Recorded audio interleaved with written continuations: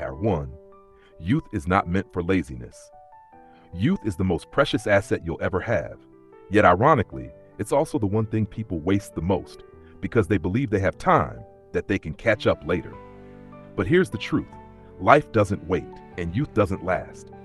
You can be lazy today, avoid responsibility today, procrastinate on your dreams today, but the price won't show up immediately. It creeps in slowly, silently, until one day it hits you hard when you're at your weakest.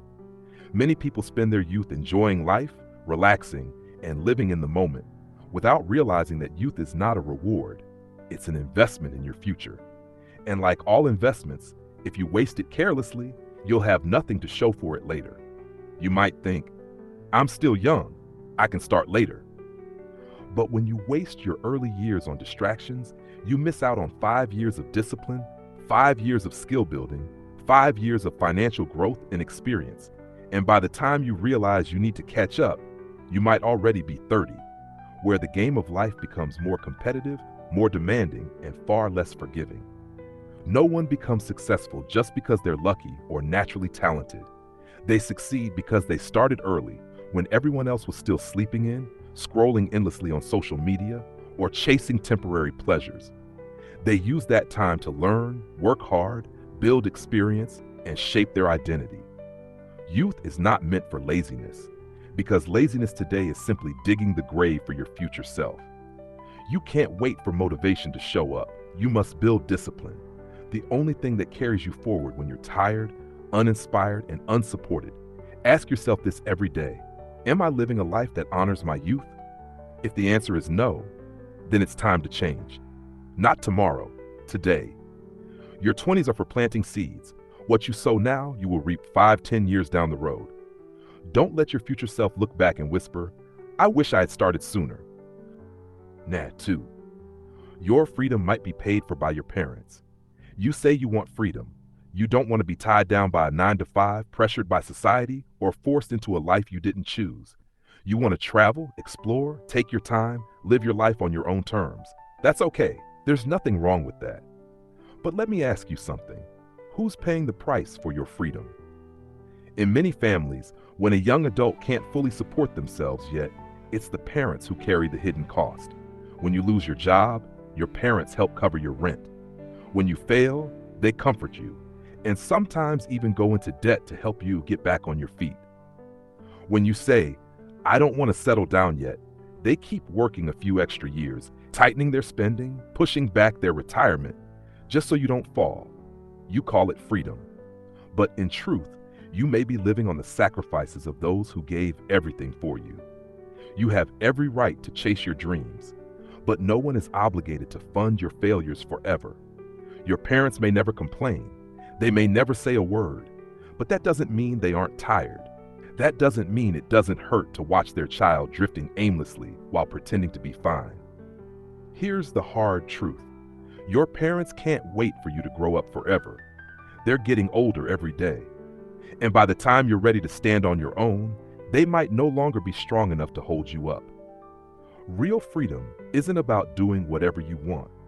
Real freedom is being responsible enough to carry your own weight so no one else has to suffer for your choices. It's being able to say, I'm okay now. Mom, Dad, you can finally rest. That's the kind of freedom that brings peace, not anxiety. If you're still relying on your parents today, be grateful.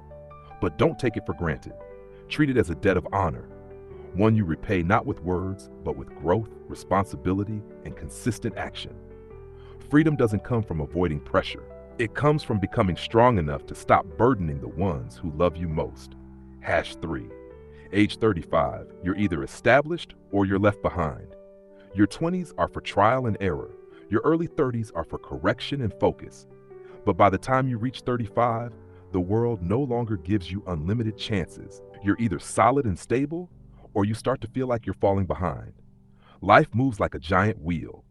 In your youth, that wheel turns slowly. You can stumble, get up, try again. But at a certain point, especially around 35, it accelerates. If you're still unsure, still lost, still starting over with no foundation, you'll feel yourself slipping out of the game. This isn't a scare tactic. This is reality. At 35, people expect more from you because you've had time. It's no longer the age of excuses, not the age to keep blaming your past, your environment, or bad luck. It's the age where you're expected to have a career that makes sense, a mindset that's mature, and some form of financial stability. And here's the harsh part. This is when life begins to filter people out. Opportunities become rarer. Employers compare you with 25-year-olds who have similar skills, are full of energy, and cost less. Starting over is no longer simple. The market is faster, colder, and has no time for people still figuring things out. No one will judge you if you're not wildly successful by 30. But if at 35, you're still stuck in the same place, repeating the same mistakes, it's no longer about fate or bad timing. It becomes your choice. At this age, you've either built something solid or you'll feel the pain of being left out. From promotions, from leadership roles, from life's bigger tables. But here's the good news. It's not too late if you start now. 35 is not the end, but it is a turning point, a final call to shift from being a passive player to becoming the master of your own life. From here on out, every year you hesitate, you're not just losing time, you're losing relevance, position, and leverage.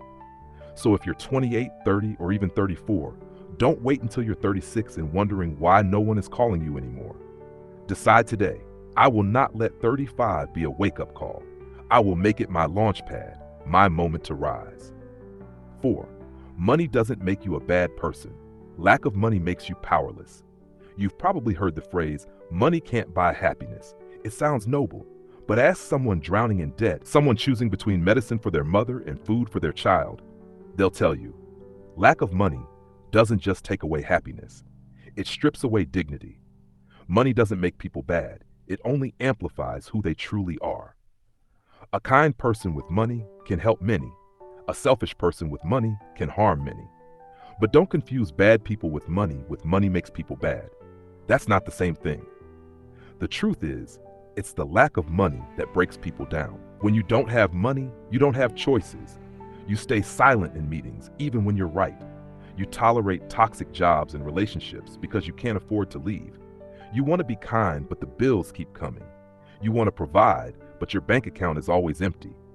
You begin to question yourself. Am I living the life I want, or just surviving another day? That's not living. That's powerlessness disguised as a tired smile. Money doesn't make you more valuable, but it gives you freedom, protection, and dignity, especially when life hits you the hardest. You might not need a luxury car, but you need money to drive your mother to the hospital when she's sick. You might not need a mansion, but you need money so your child can get a decent education. You might not care about brand names, but you need money so you can live with integrity without begging or compromising your values. So don't let anyone shame you for wanting money. Wanting money is not greed. It's the desire to take control of your life, to protect the people you love, and to never become a burden to anyone else. Money can't buy everything, but it can buy back your right to choose, to walk away, to say no without fear.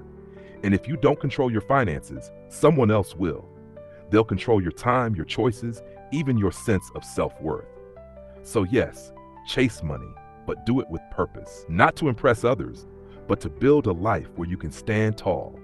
Because being broke isn't noble, and being powerless is not peaceful. Earn money because you want to live a life that feels free, not one that silently suffocates behind closed doors. 5. Don't live on vague beliefs, live on truth. You've probably heard this before. Don't worry, everything will be okay. It sounds comforting. It's soft. It feels like a warm hug. But here's the hard truth. Nothing gets better unless you change. The world doesn't run on magic. It runs on action, responsibility, and reality. And the reality is this. If you don't take control of your life, no one else will do it for you. We're living in an era where people are lulled into passivity by sweet-sounding lies. Slow down, enjoy the present. Money isn't everything. You'll be fine eventually. Yes, those words sound good, but they only apply if you've already built a life where you can afford to slow down. If you're still drowning in debt, stuck in a dead-end job, and unsure about your future, vague beliefs won't save you. They're just a numbing agent that delays your awakening. The truth is often uncomfortable, but it wakes you up. The truth is, if you don't learn valuable skills, you will be left behind. If you don't manage your money, someone else will control your time and your options. If you don't build discipline, life will drag you in directions you never wanted to go. Vague beliefs lull you into delay. Truth pushes you into action. Vague beliefs make you feel safe while you're falling behind. Truth may scare you, but it gives you the push you need to move forward. You don't need to fear the truth. You just need the courage to face it and the discipline to do something about it. Trade blind hope for clear thinking, concrete goals, and consistent effort. Instead of asking, will everything work out? Start asking, what am I doing today to make things better? Life doesn't change because you hope it will. It changes because you work step by step to make it change. If you want to build a meaningful life, you can't rely on vague, feel-good beliefs. You have to rely on clarity, commitment, and the bravery to face hard truths, even when they hurt. Because only when you face the truth can you truly begin to shape your future. Don't wait for life to change. Change yourself first. Wealth and happiness aren't luck. They're the result of awareness, effort, and daily action. Start today. Start with you. If this video sparked something inside you, like to share the message, comment your thoughts, and subscribe to join us on a journey of growth and self-mastery every day.